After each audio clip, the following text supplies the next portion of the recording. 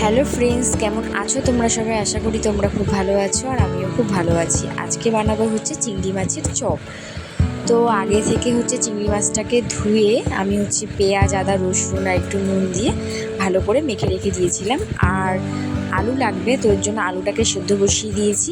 আর ওদিকে হচ্ছে মিক্সারের বাটিতে পেঁয়াজ আর হচ্ছে কাঁচা লঙ্কা আর একটু বেশি করে রসুন দিয়ে একটু বেটে নিয়েছি। আর এই দেখো ম্যারিনেশন করা যে মাছটা ছিল সেই সব কটা মাছকে আমি এর মধ্যে দিয়ে দিচ্ছি, দিয়ে এপিট ওপিট করে হালকা করে আমি ভেজে নেব। তো দেখো সব মাছগুলোকে আমি কড়াইতে দিয়ে দিয়েছি।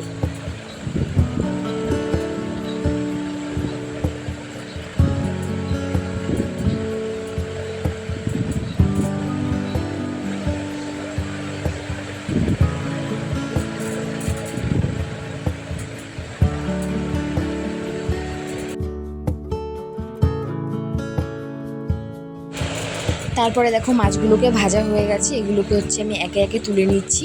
আর যে আলুটাকে আমি সিদ্ধ করেছিলাম ওটাতে হচ্ছে বাটিতে নিয়ে ওটাকে ভালো করে ম্যাশ করে নিয়েছি, নিয়ে ওটা আলাদা করে রেখেছি। আর এদিকে যে রসুন আর পেঁয়াজ আর কাঁচা লঙ্কাটাকে যে পেস্ট করেছিলাম সেটাকে আমি কড়াইতে তেল দিয়ে এই মশলাটাকে দিয়ে এটাকে ভালো করে আমি এদিকে কষিয়ে নিচ্ছি। দিয়ে তারপরে এর মধ্যে হচ্ছে যে ধনে গুঁড়ো দেবো, জিরে গুঁড়ো দেবো, আর হচ্ছে সামান্য লবণ দিয়ে দিলাম।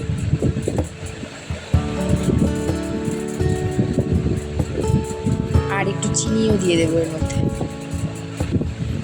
আর এদিকে হলুদ গুঁড়ো দিয়ে দিয়েছি, দিয়ে এটাকে ভালো করে আমি কষিয়ে নেব মশলাটাকে।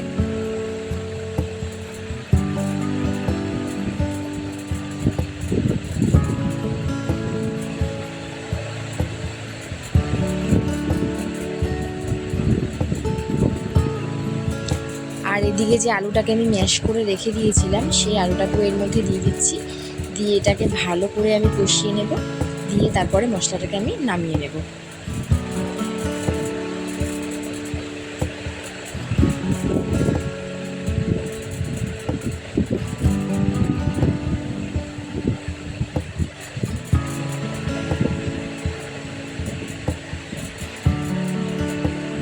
আর এদিকে হচ্ছে একটা বাটিতে আমি নিয়েছি হচ্ছে বেসন আর হচ্ছে কর্নফ্লাওয়ার, আর সামান্য একটুখানি নুন দিয়ে নিচ্ছি, দিয়ে এটা একটা ঘন ব্যাটার তৈরি করে রেখে দেব। দেখো এদিকে ঘন ব্যাটারটাকে আমি করে রেখে দিয়েছি। আর এদিকে আমার এই মাখাটাও হয়ে গেছে। আর এটাকে আমি একটা থালার মধ্যে দিয়ে ছড়িয়ে একটু রেখে দেবো যাতে একটু ঠান্ডা হয়ে যায়। এদিকে কড়াইতে আমি তেল গরমও বসিয়ে দিয়েছি। তো দেখো এটাকে আমি মেলে দিয়েছিলাম, ঠান্ডাও হয়ে গেছে। তো এদিকে দেখো তিনটে মানে এদিকে চিংড়ি মাছ আর এদিকে আলুটা আর এদিকে যে বেসনের যে ব্যাটারটাকে গুলিয়েছিলাম এটাকে পাশাপাশি নিয়ে নিয়েছি। নিয়ে আমি আলু যে সেদ্ধটা ওটাকে আমি কষিয়েছিলাম সেটাকে আমি বল বল করে নিয়েছি, দিয়ে ওটাকে আঙুলের দিয়ে মাঝখানে একটা গর্ত করে নিয়ে তার মধ্যে একটা করে মাছ দিয়ে ভালো করে আমি এটাকে গোল গোল করে নিচ্ছি। দিয়ে আমি এই যে ব্যাটারটার মধ্যে ভালো করে চুবিয়ে তারপরে আমি তেলের মধ্যে ছেড়ে দেবো।